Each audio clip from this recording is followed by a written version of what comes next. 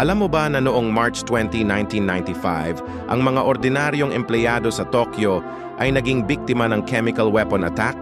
Hindi nila alam na may kamatayan na naghihintay sa kanila sa subway. Ang Aom Shinrikyo cult ay naglagay ng liquid sarin gas sa 5 na subway lines. Walang amoy, walang kulay, walang tunog.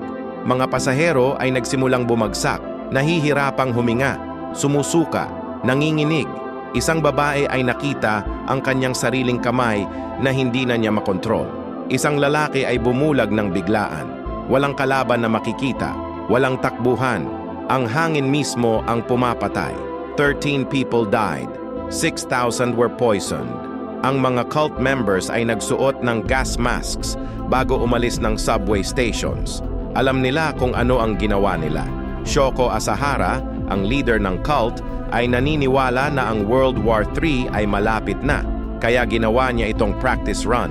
Hanggang ngayon, ang mga survivor ay may trauma sa mga enclosed spaces, sa mga subway, sa mga elevator, dahil minsan, ang pinakanakakatakot na kalaban ay hindi mo nakikita.